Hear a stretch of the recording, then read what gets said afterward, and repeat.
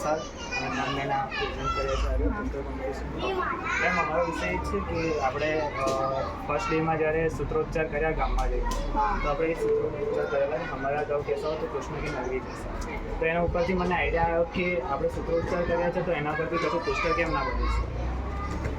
તો મેં ભારતનો નકશો દર્શાવ્યો છે અને એની અંદર શ્રી કૃષ્ણનો દર્શાવ્યો છે.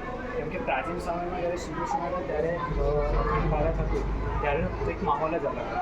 કેમ કે શ્રી કૃષ્ણ છે એ ધર્મ સાથે ચાલતા ભગવાન છે, આપણે ભગવાન એમને માનીએ છીએ.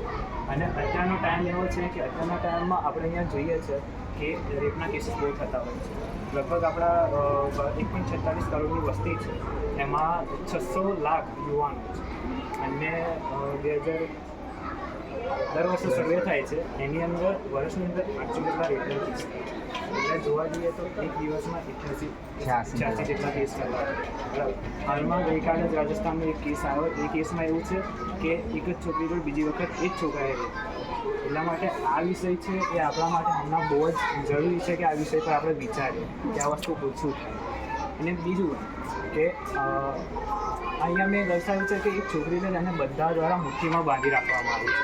કે આપણો સમાજ પહેલાંના ટાઈમમાં એવો હતો, અત્યારે બી થોડો ઘણો સમાજ એવો છે જે એજ્યુકેશન નથી જન્મ એ સમાજ એવો છે કે છોકરીને ઘરની બહાર નીકળવા દેતો નથી, અથવા તો એને કંઈક ને કંઈક બંધનોથી બાંધી રાખે છે. એટલે આ બધા વિષય પર આપણે વિચારવા જેવું છે. અને બીજું છે કે અત્યારે સૌથી વધારે જાતિવાદ વધારે છે. ભલે ભારતમાં સરકાર એમ કહે છે કે જાતિવાદ નથી, બટ સિટીમાં આપણે જોવા જઈએ તો ઘણી જગ્યાએ એવું છે, અથવા તો દૂષણો, રાજકીય દૂષણો દ્વારા જાતિવાદને વધારે ફેલાવવામાં આવે છે.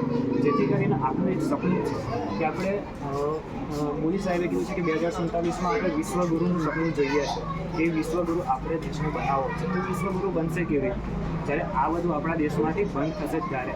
અને આ બધું બંધ ક્યારે થશે? મેં તમને પહેલાં જ કીધું કે આપણા 1.46 કરોડમાંથી 600 લાખ યુવાનો છે. તો એનો મતલબ કે આપણા ભારતમાં સૌથી વધારે સંખ્યા યુવાનોની છે.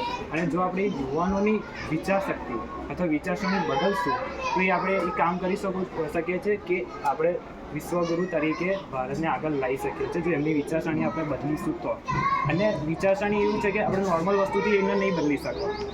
અત્યારે સરકાર એ વસ્તુ ચલાવે છે કે ઘણા પાઠ એવા હોય છે જે પહેલાંના સમયમાં આપણા વિષયમાં આવતા નહોતા. અમે જ્યારે ભણ્યા ત્યારે કોઈ બી ધાર્મિક એવું મહાભારત છે કે રામાયણ છે એવું ભણાવવામાં આવતું નહોતું. અત્યારે સરકાર એ રીતે અપગ્રેડ કરે છે અને અમને ભણાવે છે. કેમ તો સરકારને બી ખબર પડી કે આપણે ધાર્મિક રીતે છોકરાઓનું માઇન્ડસેટ બદલીશું તો એ લોકો આગળ જઈને જે વસ્તુ છે કે આ જે રેપ થાય છે, જે બીડી તંબાકુ વ્યસન એવું બધું થાય છે, તો એ બધું વિચારસરણીથી ધર્મની ચોપડી દ્વારા આપણે બદલી શકીએ છીએ. અને એટલા જ માટે અહીંયા કૃષ્ણનું એટલા માટે દર્શાવ્યું છે કેમ કે કૃષ્ણ એ વિશ્વગુરુ આપણે તરીકે માનીએ છીએ. કેમ તો કે એમના ધર્મ સાથે ચાલ્યું છે. એમના જીવનમાં બી ઘણી બધી મુશ્કેલી પડી છે, પણ એમને ધર્મ સાથે રહે છે. અને ઘણી બધી મુશ્કેલીઓ પડી પણ ધર્મ સાથે એ રહ્યા બંધાયેલા હોય છે. એટલા માટે એ બધી જ મુશ્કેલીઓનું નિવારણ કાઢે છે.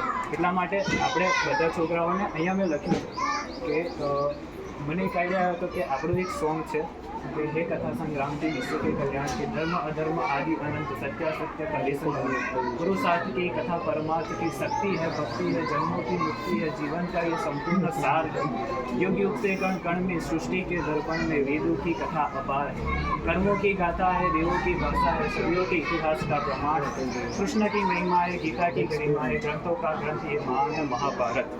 ઓકે, તો આટલી વસ્તુ ભલે હું છોકરાઓને એ નહીં કીધું કેમ કે અત્યારે એવું છે કે મોબાઈલ બી આવી ગયા છે, બધું જ છે.